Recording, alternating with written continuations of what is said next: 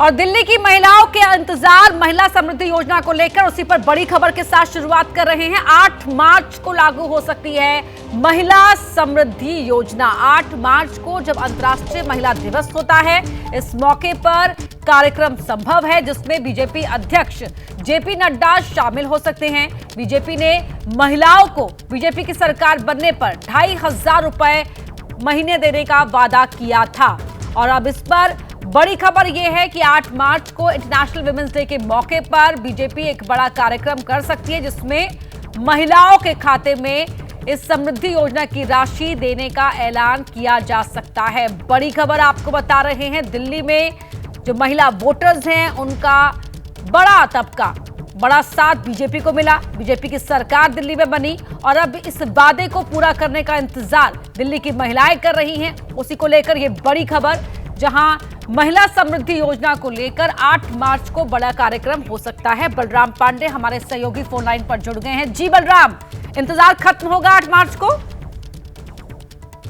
बिल्कुल, देखिए, जिस तरीके से भारतीय जनता पार्टी ने अपने संकल्प पत्र में कहा था कि हम जल्द से जल्द सरकार बनते ही महिलाओं को जो समृद्धि योजना है, महिला समृद्धि योजना, उसके तहत 2500 रुपए प्रतिमाह देने का काम करेंगे। और जिस तरीके से दिल्ली की जनता ने प्रचंड बहुमत से भारतीय जनता पार्टी की सरकार बनाई है, उसके बाद अब तैयारी शुरू हो गई है कि जल्द से जल्द महिलाओं को जो महिला सम्मान निधि है वो रखी जाए और इसको लेकर के सरकार ने तैयारी भी शुरू कर दी है।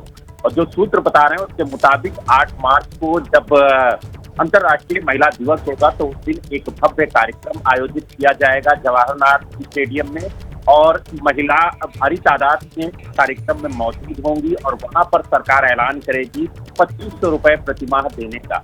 तो कहीं ना कहीं जिस तरीके की तैयारी सरकार कर रही है, जो वादे किए हैं उनको पूरा करने के लिए काम कर रही है, तो उससे उम्मीद जताई जा रही है कि 28 मार्च को एक बड़ा ऐलान दिल्ली की नई सरकार कर सकती है और जो महिला समृद्धि योजना लाने की बात कही थी अपने संकल्प पत्र में, उसे पूरा करती हुई नई सरकार दिखेगी। तो कहीं ना कहीं महिलाओं के लिए एक बड़ा तोहफा होगा अगर 8 मार्च को नई सरकार 2500 रुपए प्रतिमाह देने का ऐलान करती है। हालांकि उम्मीद ये भी जताई जा रही है कि जल्द से जल्द कैबिनेट में इस प्रस्ताव को पास किया जाएगा और 8 मार्च को इसका ऐलान किया जाएगा। तो कहीं ना कहीं जो महिलाओं से वादा किया गया था, प्रधानमंत्री नरेंद्र मोदी ने भी कहा था कि अगर बीजेपी की सरकार दिल्ली में बनती है तो महिलाओं को 2500 रुपए सम्मान राशि के तौर पर प्रतिमाह दिया जाएगा। तो उम्मीद लगाई जा रही है कि 8 मार्च को इसका ऐलान नई सरकार कर सकती है। जी, बहुत धन्यवाद बलराम पांडे आपका इस पूरी जानकारी के लिए। और अगली खबर हरियाणा से है, जहां एक शव मिलने से सनसनी फैल गई। शव एक महिला का था जिसका नाम हिमानी नरवाल बताया जा रहा है। हिमानी रोहतक में कांग्रेस की सक्रिय कार्यकर्ता थी।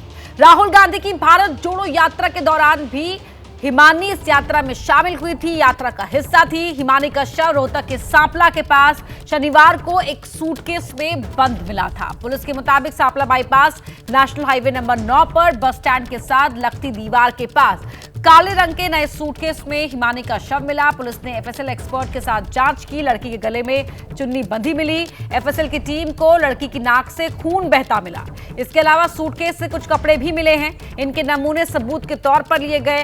लड़की के हाथों पर मेहंदी लगी हुई थी, कानों में छोटी छोटी 2-2 बालियां मिली हैं। पहले तो पुलिस इसे लावारिस लाश मानकर जांच कर रही थी, लेकिन बाद में कांग्रेस के विधायक भारत भूषण बत्रा ने शव की पहचान हिमानी नरवाल के रूप में की और जांच के लिए एसआईटी के गठन की मांग की है।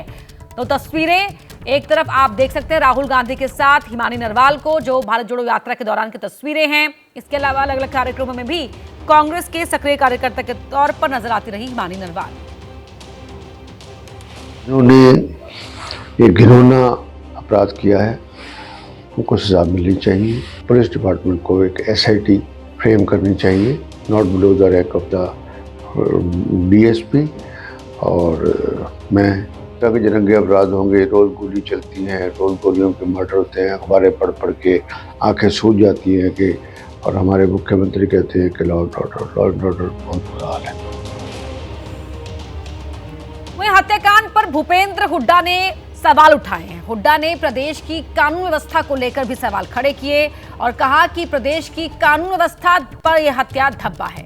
रोहतक हत्याकांड पर बोले भूपेंद्र सिंह हुड्डा, हत्याकांड की उच्च स्तरीय निष्पक्ष जांच हो, दोषियों को कठोरतम दंड दिलाए सरकार, ये भूपेंद्र सिंह हुड्डा ने कहा है। और कहा कि हिमानी न सिर्फ कांग्रेस की सक्रिय कार्यकर्ता थी बल्कि राहुल गांधी की भारत जोड़ो यात्रा में शामिल भी हुई थी। इसके अलावा पूर्व सीएम भूपेंद्र सिंह हुड्डा और दीपेंद्र सिंह हुड्डा के चुनाव प्रचार में भी हिमानी नरवाल सक्रिय रही थी। तो ये पोस्ट आप देख रहे हैं टीवी स्क्रीन पर, जिस पोस्ट को लेकर यहां हरियाणा की सैनी सरकार पर हमला बोला है भूपेंद्र सिंह हुड्डा ने। तो कांग्रेस कार्यकर्ता की हत्या के बाद महिला कांग्रेस ने हरियाणा सरकार पर सवाल उठाए हैं। कांग्रेस की सक्रिय कार्यकर्ता हिमानी नरवाल की निर्मम हत्या की खबर बेहद हृदय विदारक है। एक बेटी का इस तरह से शव सूटकेस में मिलना न सिर्फ दुखद है बल्कि ये राज्य की कानून व्यवस्था की भयावह सच्चाई को भी उजागर करता है। बीजेपी की डबल इंजन सरकार सिर्फ खोखले दावे करने में व्यस्त है, जबकि प्रदेश में महिलाओं की सुरक्षा लगातार कमजोर होती रही है। सरकार से मांग करते हैं कि हत्यारों को अविलंब गिरफ्तार कर उन्हें कठोरतम दंड दे। वहीं हरियाणा के निकाय चुनाव में वोट डालने पहुंचे केंद्रीय मंत्री मनोहर लाल खट्टर से जब रोहतक मर्डर के बारे में पूछा गया तो सुनिए उनका क्या कहना था। एक लड़की का शव मिला है जो कि कांग्रेस की कार्यकर्ता की हत्या हुई। मुझे जानकारी नहीं है, कोई जानकारी मिलेगी। एक लड़की का शव मिला है जो कि कांग्रेस की कार्यकर्ता की हत्या हुई। मुझे जानकारी नहीं है, कोई जानकारी मिलेगी। सचिन कुमार हमारे सहयोगी जुड़ रहे हैं इसी खबर पर ज्यादा बातचीत करने के लिए। सचिन, अगर हम बात करें तो अब तक पहले तो लावारिस शव मानकर पुलिस जांच कर रही थी, लेकिन अब ये साफ हो गया कि हिमानी का शव है। क्या कुछ कार्रवाई में साफ हो पाया है? पुलिस क्या कह रही है शुरुआती जांच के बाद? हाँ जी, देखिए बिल्कुल पहले तो ये अनआइडेंटिफाइड बॉडी के तौर पे पुलिस इसको ले रही थी, बट बाद में इसको हिमानी के तौर पे जो है आइडेंटिफिकेशन हुई थी इसकी। पर इसमें सबसे बड़ी बात ये है कि एक तरफ जो हरियाणा में लॉ एंड ऑर्डर को लेकर पहले ही सवाल जो है विपक्ष जो है उठाता रहा है सरकार के ऊपर, तो अब ये मर्डर जो है इसने जो है अब सरकार के ऊपर जो है दोबारा से सवाल खड़े करना शुरू कर दिए हैं। पर अब इसमें क्योंकि पोस्टमार्टम रिपोर्ट जो है वो बड़ी अहम होगी कि पोस्टमार्टम रिपोर्ट जो है इस मर्डर को लेकर क्या कहती है, वो कैसे मर्डर हुआ और किन सर्कमस्टांसिस में जो है। पुलिस अभी जो है टाइट लिप्ड है, अभी बता नहीं रही है कुछ भी, बट इन्वेस्टिगेशन जो है वो सारी चल रही है क्योंकि उनका जो पिछले कुछ एक दिनों की जो रूटीन है उसको भी सारी ट्रैक किया जा रहा है, कहाँ गए थे, किससे मिली थी, और सारी इन्वेस्टिगेशन जो है वो चल रही है। पर सवाल यही है कि जिस तरीके से ये मर्डर हुआ है उसने बहुत सारे सवाल जो हैं वो खड़े किए हैं और विपक्ष को एक मौका ज़रूर दिया है कि जो बीजेपी सरकार है हरियाणा में लॉ एंड ऑर्डर को लेकर पहले से ही कानून व्यवस्था को लेकर घेरती रही है कांग्रेस जो है, पर अब जब फ्रेश बीजेपी सरकार बनी है तो एक फ्रेश जो है इशू जो है वो कांग्रेस के पास जो है वो मिल गया है इस कत्ल के बाद। अब पुलिस इन्वेस्टिगेशन जो है वो ज्यादा रिवील करेगी कि इसमें ये किन सर्कमस्टांसिस में कत्ल हुआ है, किसने किया है। पोस्टमार्टम रिपोर्ट जो है वो बड़ी अहम जो है इसमें होगी। बहुत धन्यवाद आपका सचिन इस पूरी बातचीत। वहीं उत्तराखंड की बात करते हैं, जहां के माणा में रेस्क्यू ऑपरेशन का तीसरा दिन है। चमोली में अभी भी बर्फ में 4 मजदूर दबे हुए हैं। अब तक बर्फ में दबे चंबल में से 50 मजदूरों को निकाल लिया गया है। इलाज के दौरान 4 मजदूरों की मौत हो गई थी। चमोली में ग्लेशियर टूटने से हादसा हुआ था और अभी भी 4 मजदूरों की तलाश की जा रही है जो बर्फ में दबे हुए हैं। तीसरा दिन रेस्क्यू ऑपरेशन लगातार जारी है। मौसम चुनौती बना हुआ है और इलाज के दौरान 4 मजदूरों ने दम तोड़ दिया। वहीं अब इस हादसे को देखते हुए सरकार निर्माण कार्य को लेकर एक नई गाइडलाइंस बनाने पर भी विचार कर रही है और माणा में रेस्क्यू ऑपरेशन का ये तीसरा दिन है। अतुल चौहान हमारे सहयोगी हमारे साथ लाइव जुड़ रहे हैं इसी खबर पर। जी अतुल।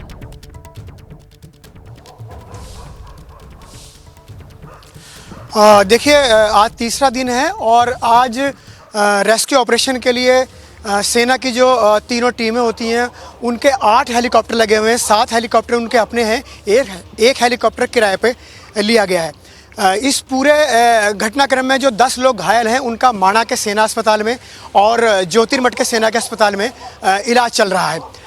इसके अलावा जो स्निफर डॉग्स हैं, जो सेना के स्निफर डॉग्स हैं, वो भी बर्फ़ में जो श्रमिक लापता हैं उनकी तलाश कर रहे हैं। इसके अलावा जो पैदल मार्ग है वहाँ से जाना अभी संभव नहीं हो पा रहा है क्योंकि वहाँ पर अभी भी 8 से 10 फीट की बर्फ़ जमी हुई है। जो जेसीबी मशीन है उसको खोलने का काम कर रही हैं अपर्णा। बिल्कुल। और 4 मजदूरों की मौत की खबर आई, दुखद खबर इस हादसे में, उनके बारे में क्या इनपुट है? क्या उनके शव भेज दिए गए हैं? कहाँ के रहने वाले, किस राज्य के थे वो मजदूर? देखिए, अभी पूरी तरीके से ये साफ नहीं हो पाया किस राज्य के थे, लेकिन अभी उनको भेजने का जो प्रक्रिया होती है उसकी तैयारी की जा रही है। जैसे ही प्रक्रिया होगी, उनके शवों को जहाँ के वो रहने वाले हैं, क्योंकि अधिकतर लोग जो हैं कुछ बिहार के रहने वाले थे, कुछ उत्तर प्रदेश के थे, कुछ उत्तराखंड के थे और कुछ जम्मू एंड कश्मीर के थे। तो अभी पुलिस उनके घरों पर संपर्क कर रही है और जैसे ही उनका संपर्क हो जाएगा, जो शव हैं उनको वहाँ भेज दिया जाएगा। लेकिन गनीमत यह है कि आज जो है मौसम साफ बना हुआ है और जो सेना के हेलीकॉप्टर हैं वो लगातार रेस्क्यू ऑपरेशन कर रहे हैं, जो टीमें हैं उनको लेके वहां पहुंच रहे हैं। इसके अलावा उत्तराखंड सरकार की जो STRF है वो भी यहां से थर्मल कैमरों के साथ एक हेलीकॉप्टर की टीम देहरादून से माणा के लिए रवाना हो गई है। उन थर्मल कैमरों से जो कंटेनर होते हैं जिनके अंदर ये दबे हुए हैं, क्योंकि टोटल 8 कंटेनर थे, 5 कंटेनर की सेना के जवानों ने जो है तलाश कर ली थी, जिसमें से 50 के आसपास जो श्रमिक थे दबे हुए उनको निकाल लिया गया था। लेकिन 3 कंटेनर जो बर्फ में दबे गए हैं उनका अभी तक पता नहीं लगा है। तो जो ये थर्मल कैमरे हैं, इनसे ये पता लगेगा कि ये कंटेनर कहाँ पर हैं, ताकि उससे पता लग सके कि इन कंटेनरों के अंदर जो श्रमिक हैं उनको ट्रेस करने में मदद मिलेगी। अपर्णा। और अब खास खबर दिल्ली वालों के लिए, प्रदूषण के खिलाफ रेखा गुप्ता सरकार एक्शन में आ गई है। चुनाव में वादा किया था कि सत्ता में आए तो प्रदूषण मिटा देंगे और इस वादे को पूरा करने की दिशा में कई बड़े कदम उठाए हैं। क्या क्या एक्शन लिए इस रिपोर्ट में देखिए।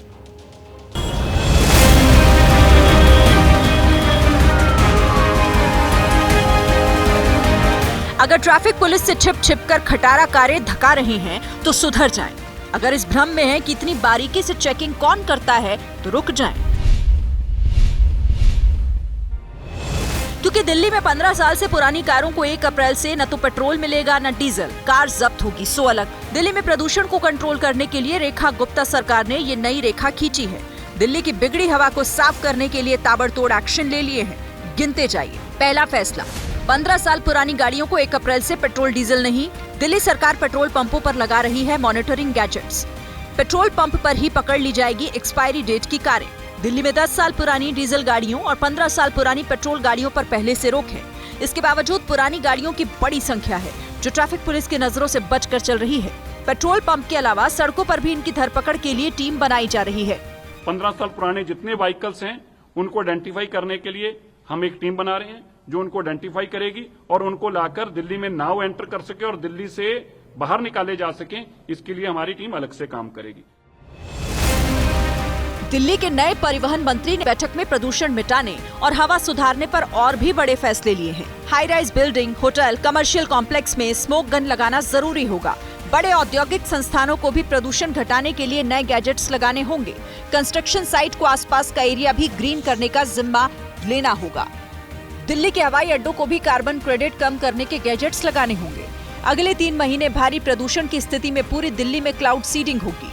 दिल्ली में खाली जमीनों पर लोगों की मदद से जंगल विकसित किए जाएंगे। दिल्ली यूनिवर्सिटी स्टूडेंट्स को हम इसमें रोप इन कर रहे हैं। हर साल उनको प्लांटेशन ड्राइव में अपने साथ जोड़ा जाए। ऐसा इनिशिएटिव उठाया जाए जिसका उनको लाभ मिले, ताकि उनको कोई पार्टिसिपेशन सर्टिफिकेट मिले, उनको कोई बेनिफिट मिले नंबर्स के अंदर, ताकि वो एक प्लांट लगाएं भी और 3 साल तक उसको संभालें भी। दिल्ली में अभी सरकार बदली है। चुनाव में दिल्ली का प्रदूषण भी एक बड़ा मुद्दा था, जिस पर आम आदमी पार्टी सरकार का जवाब देना मुश्किल पड़ रहा था। अब कर दिखाने की बारी बीजेपी सरकार की है कि दिल्ली की हवा में से कितनी धूल, कितनी धुंध, कितना धुआं हटा पाती है। तो अहमद बिलाल हमारे सहयोगी इसी खबर पर लाइव जुड़ रहे हैं हमारे साथ। अहमद बिलाल, जब से दिल्ली में बीजेपी की सरकार बनी है तब से लगातार जो दिल्ली की समस्याएं रही हैं, उन समस्याओं को लेकर एक्शन सरकार का हम देख रहे हैं।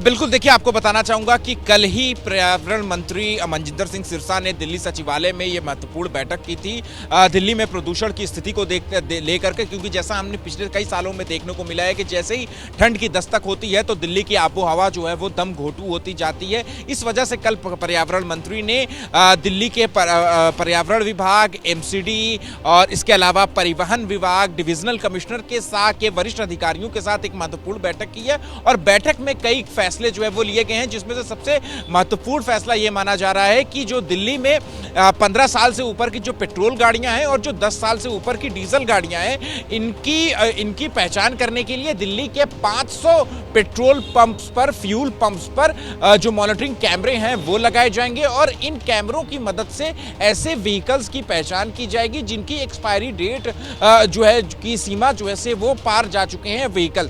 और आपको बता दें कि गाइडलाइंस भी, सुप्रीम कोर्ट की गाइडलाइंस भी बाकायदा है इसमें कि अगर 15 साल से ऊपर की पेट्रोल की गाड़ियां हैं और 10 साल से ऊपर की डीजल की गाड़ियां हैं तो फिर उनको स्क्रैप में भेजा जाना चाहिए। तो कल हमने पर्यावरण मंत्री से भी बात करी, उनका भी साफ तौर पर यही कहना था कि दिल्ली में जो प्रदूषण की स्थिति देखने को मिलती है उसमें एक वेहिकुलर पोल्यूशन जो होता है, जो गाड़ियों से उत्पन्न होने वाला जो प्रदूषण होता है उसकी मात्रा काफी ज्यादा होती है और उसी पर नकेल कसने के लिए दिल्ली सरकार जो है वो उसी दिशा में जो है वो कदम उठा रही है कि सबसे पहले उन व्हीकल्स को, उन गाड़ियों को आइडेंटिफाई किया जाएगा और ऐसी गाड़ियों को पेट्रोल जो है 1 अप्रैल से नहीं दिया जाएगा, क्योंकि ये जो कैमरे लगाने की जो प्रक्रिया है, मॉनिटरिंग कैमरे लगाने की प्रक्रिया, ये मार्च के अंतिम हफ्ते तक जो है ये कंप्लीट हो जाएगी और इन कैमरों की मदद से जो है वो इन गाड़ियों की पहचान की जाएगी जो कि अपनी एक्सपायरी डेट को क्रॉस कर चुके हैं और ऐसी गाड़ियों के खिलाफ को पेट्रोल तो दिया ही नहीं जाएगा बल्कि उनको आइडेंटिफाई करके उनको स्क्रैप में भेजे जाने की भी जो है वो व्यवस्था की जाएगी। और ना सिर्फ पेट्रोल को लेकर के बल्कि इसके अलावा कल की बैठक के बाद ये भी निर्णय लिया गया है कि आने वाले साल 2026 तक दिल्ली सरकार जो है वो तकरीबन 11,000 बसें जो है वो चलाएंगी, क्योंकि जिससे कि जो ट्रांसपोर्ट सिस्टम है, जो कि जो पब्लिक ट्रांसपोर्ट सिस्टम है उसको और ज्यादा बेहतर बनाया जा सके। सड़क पर अगर कम गाड़ियां निकलेंगी, प्राइवेट व्हीकल्स कम निकलेंगे तो कहीं ना कहीं जो प्रदूषण का लेवल है, जिसमें व्हीकल पोल्यूशन की मात्रा ज्यादा होती है, वो कम होगी। और इसके अलावा ये भी निर्णय लिया गया है बैठक में कि जिसकी जो भी सेक्टर जितना ज्यादा पोल्यूशन बढ़ाएगा उस सेक्टर को उसी पोल्यूशन कम करने में मदद करनी पड़ेगी। जैसे अगर कोई कंस्ट्रक्शन साइट है, वहां पर अगर कंस्ट्रक्शन, तो उसके जो निर्माण क्षेत्र होगा कंस्ट्रक्शन साइट का, उस निर्माण क्षेत्र के अनुपात में ही एंटी स्मॉग गन भी उसको लगानी पड़ेगी। इसके अलावा बैठक में यह भी निर्णय लिया गया कि हर वार्ड में जो स्मॉग गन है वो भी लगाया जाएगा। जी अपर्णा, बहुत धन्यवाद बिलाल आपका इस पूरी जानकारी के लिए। और अब बात पश्चिम बंगाल की, जहां Paschim Bangal college and university professor association की बैठक के दौरान जादवपुर विश्वविद्यालय में तनावपूर्ण टकराव की स्थिति पैदा हो गई। वामपंथी छात्र संगठनों ने छात्र संघ के चुनाव की मांग को लेकर विरोध प्रदर्शन किया। तस्वीरों में भी आप देख सकते हैं, कोलकाता की जादवपुर यूनिवर्सिटी में छात्रों का बवाल हुआ। छात्र संघ चुनाव की मांग को लेकर यहां प्रदर्शन किया जा रहा था एसएफआई की ओर से। वामपंथी छात्र संगठनों ने शिक्षा मंत्री का घेराव किया, शिक्षा मंत्री की कार में तोड़फोड़ भी की है। वामपंथी छात्र संगठनों के खिलाफ टीएमसी ने भी प्रदर्शन किया। तो छात्र संघ चुनाव कराए जाए, इस मांग को लेकर वामपंथी छात्र संगठन प्रदर्शन कर रहे थे। इस दौरान उन्होंने शिक्षा मंत्री का घेराव किया, यूनिवर्सिटी में शिक्षा मंत्री की कार में तोड़फोड़ भी की है और वामपंथी छात्र संगठनों के खिलाफ टीएमसी के छात्र संगठन ने भी प्रदर्शन किया है। कोलकाता की जादवपुर यूनिवर्सिटी में जो बवाल हुआ उसकी तस्वीरें आप टीवी स्क्रीन पर देख सकते हैं। 3 तस्वीरें। पहली तस्वीर कोलकाता की जादवपुर यूनिवर्सिटी में वामपंथी छात्र संगठनों के प्रोटेस्ट की है, जहां छात्र संघ के चुनाव की मांग को लेकर ये विरोध प्रदर्शन कर रहे थे। दूसरी तस्वीर पश्चिम बंगाल के शिक्षा मंत्री ब्रत्य बासु की कार में तोड़फोड़ की है और तीसरा वीडियो टीएमसी के विरोध प्रदर्शन का है। टीएमसी ने एसएफआई पर गंभीर आरोप भी लगाए हैं। ये 3 तस्वीरें बता रही हैं कि वहां पर किस कदर बवाल हुआ, हंगामा हुआ। छात्र संघ चुनाव की मांग को लेकर यहां पर वामपंथी छात्र संगठनों ने प्रदर्शन किया था और इस दौरान शिक्षा मंत्री की गाड़ी पर पथराव किया गया, तोड़फोड़ की गई। टीएमसी ने यह आरोप एसएफआई पर लगाया है और छात्र संघ, जो वामपंथी छात्र संगठन है, उनके प्रोटेस्ट के विरोध में टीएमसी ने भी विरोध प्रदर्शन किया। तो छात्र संगठनों ने शिक्षा मंत्री का घेराव किया, शिक्षा मंत्री की कार में तोड़फोड़ की हैं। ये 3 तस्वीरें आपकी टीवी स्क्रीन पर हैं। बड़ी संख्या में वहां पर आप सुरक्षा बलों की मौजूदगी को भी देख पा रहे होंगे। हालात नियंत्रित रखने के लिए लेकिन यहां पर तनावपूर्ण संघर्ष की स्थिति उत्पन्न हो गई। जादवपुर यूनिवर्सिटी में बवाल हुआ, शिक्षा मंत्री की गाड़ी पर पथराव किया गया, तोड़फोड़ की गई। वामपंथी छात्र संगठनों पर इसके आरोप हैं। टीएमसी ने एसएफआई पर गंभीर आरोप लगाए हैं और वामपंथी छात्र संगठनों के प्रदर्शन को देखते हुए टीएमसी ने भी प्रोटेस्ट किया।